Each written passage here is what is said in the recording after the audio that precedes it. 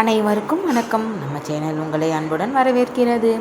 நம்ம இப்போ பார்க்க போகிறது நம்ம சேனலில் ஒரு புதுவிதமான டிஃப்ரெண்ட்டான நிறைய உண்மை சம்பவங்கள், நிறைய ஸ்டோரியை பற்றி தான் நம்ம பார்க்க போகிறோம். நிறைய சாதனையாளர்கள் அந்த மாதிரி பற்றி பார்க்க போகிறோம். நம்ம சேனலில் கதையாக இது தொடர போகிறோம். இன்றைக்கி நம்ம தொடரப்போகிற கதையோட அத்தியாயம் ரொம்ப சூப்பராக இருக்கும். இந்த கதை ஒரு சுவாரஸ்யமான கதையாகவும் ஒரு நல்ல கதையாகவும் நல்ல ஒரு சாதனை செய்வதற்கு என்னென்ன வழிகளை செய்யணும், என்னென்ன வழிகளை கொண்டு வந்தால் நம்ம வாழ்க்கையில் முன்னேற முடியும், என்னெல்லாம் பண்ணலாம் அப்படின்றத பற்றி தான் நம்ம இந்த கதையில் நம்ம தெரிஞ்சுக்க போகிறோம். இது ஒரு சுவாரஸ்யமான ஒரு நல்ல கதையாகவும் உங்களுக்கு இருக்கும். நம்ம கதைன்னு ஒன்று இருந்தால் அதுக்கு ஒரு தலைப்புன்னு ஒன்று இருக்கணும், அதுக்கு ஒரு பெயருன்னு ஒன்று இருக்கணும் இல்லையா? எப்போவுமே ஒரு விஷயத்தை பற்றி நம்ம சொல்கிறோன்னா அதுக்கு கண்டிப்பாக அது தலைப்பு இருக்கணும்.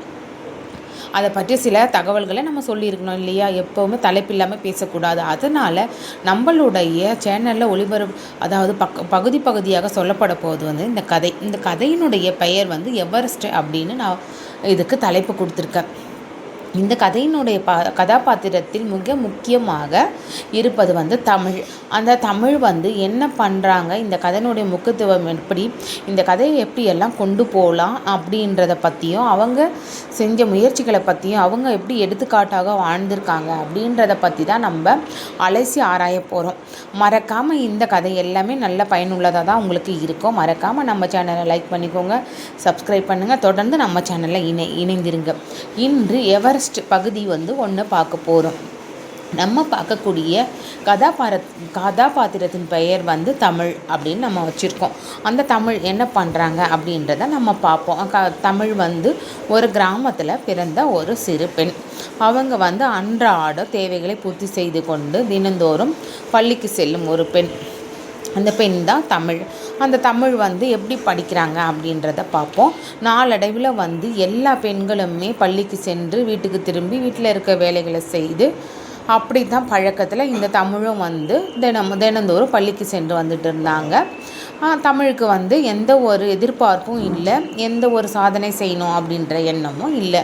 தமிழ் சாதாரண பெண்கள் மாதிரி தான் தினந்தோறும் பள்ளிக்கு போயிட்டு தினந்தோறும் திரும்பி வந்துக்கிட்டு இருந்தாங்க. வீட்டில் இருக்கிற சின்ன சின்ன வேலைகளை செய்துக்கிட்டே இருந்தாங்க.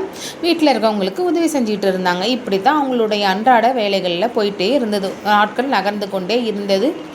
தமிழ் முதல் வகுப்பு படித்தாங்க. பிறகு 2ஆம் வகுப்பு, 3ஆம் வகுப்பு என தொடர்ந்து அனைத்து பாடங்களிலும் தேர்ச்சி பெற்று +2 வரைக்கும் படிச்சுட்டாங்க. +2 வரைக்கும் படித்த பிறகு இப்போ தமிழுக்கு இப்போ பார்த்திங்கன்னா 18 வயசு நிரம்பியிருக்கு. பார்த்திங்கன்னா நம்ம தமிழ்நாட்டிலையும் சரி, இந்தியாவிலும் சரி, அதிகபட்ச கல்யாணத்திற்கு வயது வரம்பு 18 வச்சுருக்காங்க. அப்படி பொறுத்து இவளும் தமிழும் ஒரு கிராமத்தில் பிறந்த பெண் இல்லையா? அதனால் தமிழுக்கும் திருமணம் செய்து வைக்கணும் அப்படின்னு பெற்றோர்கள், உறவினர்கள் எல்லாருமே யோசித்தாங்க. பெற்றோர்கள் தமிழுக்கு திருமணம் செஞ்சு வைக்கணும், பள்ளி படிப்பு போதும் அப்படின்னு நினச்சாங்க. சாதாரண பெண்கள் போலவே தமிழும் பள்ளிக்கு போயிட்டு வந்துட்டு இருந்தால் ஓகே, இப்போ 12ஆம் வகுப்பு படித்து முடிச்சிட்டோம், சரி அப்பா அம்மா சொல்கிறதையே நம்மளும் செய்வோம், நம்மளும் மேரேஜ் பண்ணிக்கலாம், அதாவது கல்யாணம் பண்ணிக்கலாம் அப்படின்ற விருப்பத்தை தமிழ் வீட்டில் தெரிவிக்கிறாங்க. அதை பொறுத்து பெற்றோர்களும் அவருக்கு ஒரு நல்ல மணமகனை தேர்ந்தெடுத்து 18 வயது நிரம்பிய தமிழுக்கு திருமணம் நடத்தி வைக்கப்படுகிறது. நாளடைவில் திருமணம் நடந்து 2 குழந்தைகளும் ஆகின.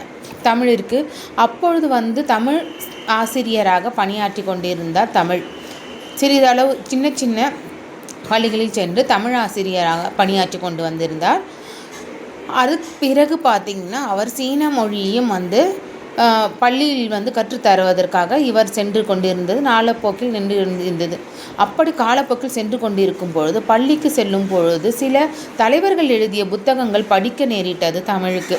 அப்படி படிக்க நேரிடும் பொழுது சில தலைவர்களின் படிப்பை அவர் தொடர்ந்து படித்தால் அவர்கள் எழுதின சாதனை புத்தகங்களையும் தொடர்ந்து தமிழ் படித்தார். அப்பொழுது அவள் படித்தது சில முக்கியமாக ஞாபகம் இருந்தது நாம் பிறந்தது ஒரு சரித்திரமாக இருக்க வேண்டும் என்ற ஒரு புத்தகத்தில் ஒரு வாசகத்தை அவள் படித்தாள். அந்த வாசகம் அவளுடைய ஆழ் மனசுக்குள்ளே மிகவும் ஆள் படிந்து விட்டது. அவள் வந்து அந்த வாசகத்தை படித்ததில் இருந்து நம்மளும் வந்து இந்த ஒரு சின்ன வட்டத்துக்குள்ளே இருக்காமல் நம்மளும் வந்து இப்போ ஆசிரியராக பணியாற்றினாலும் ஏதோ ஒன்று நிச்சயமாக நாமளும் வாழ்ந்து காட்டி வாழ்நாளை சரித்திரமாக்க வேண்டும். நாம் வந்து சாதனை படைப்பது அல்லாமல் அந்த சாதனையை மற்றவர்களுக்கு எடுத்துக்காட்டாகவும் விளங்க வேண்டும், மற்றவர்களுக்கும் உதவியாக இருக்க வேண்டும், நாமும் அதில் வெற்றி பெற வேண்டும் அப்படின்னு அவன் யோசித்துக்கிட்டே இருந்தான்.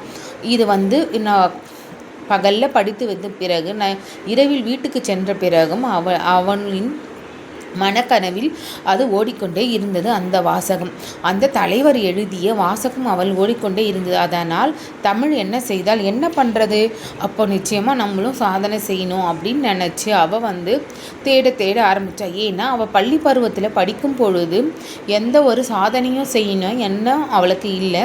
அதனால் திருமணமும் செஞ்சுக்கிட்டான். அதன் வழி இப்போ ஆசிரியராகவும் பணியாற்றி வருகிறார். அதனால் பெரிய சாதனைகளை செய்யணுன்ற எண்ணமும் அவளுக்கு இல்லை. தற்சமயம் வந்து அந்த ஒரு வாசகம் அவனுடைய மனதை வந்து மாற்றியதாகவே அவன் நினைத்து கொண்டு நிச்சயமாக நாம் வந்து இதை வந்து செயல்படுத்த வேண்டும் அப்படி என்று நினைத்து அவள் நினைக்கின்றாள். எட்டாத தூரத்திற்கு நாம் செல்ல வேண்டும், அப்படி என்றால் யாரும் எட்டாத இடத்தை நாம் பிடிக்க வேண்டும் அப்படி என்ற எண்ணம் அவளுக்கு தோன்றியது. அதனால் என்ன செய்தால், அதனால் தான் நம்ம வந்து நம்மளுடைய கதைக்கு வந்து எவரெஸ்ட்டுன்னு பேர் வச்சுருக்கோம். ஏன்னா தமிழ் வந்து எவரெஸ்ட் மலையை வந்து தொடணும் அப்படின்ற எண்ணத்தை கொண்டு வரா. ஆனால் அடுத்த பகுதியில் நம்ம பார்ப்போம், தமிழ் எவரெஸ்ட் மலையை தொடராளா, அதற்கான முயற்சிகளை செய்கிறாளா, அவள் குடும்ப சூழ்நிலைகள் எப்படி, அவள் என்னென்ன சாதனைகளுக்கு இப்போ என்ன படிகளை வகுத்து வைத்திருக்கின்றால், என்னென்ன செய்ய போகிறாள் அப்படின்றத அடுத்த பகுதியில் நிச்சயமாக நம்ம பார்ப்போம். இன்றைய நாளில் வந்து நம்ம சொன்னதை இந்த கதை உங்களுக்கு பிடிச்சிருக்கும். தமிழ் வந்து எவரெஸ்ட்டை வந்து தொடுறதுக்கான முயற்சிகளை எப்படி செய்கிறாங்க அப்படின்ற முழு விவரத்தை அடுத்த பகுதியில் பார்ப்போம். மறக்காமல் நம்ம சேனலை லைக் பண்ணிக்கோங்க, சப்ஸ்கிரைப் பண்ணிக்கோங்க. நன்றி. மீண்டும் அடுத்த பகுதியில் சந்திப்போம்.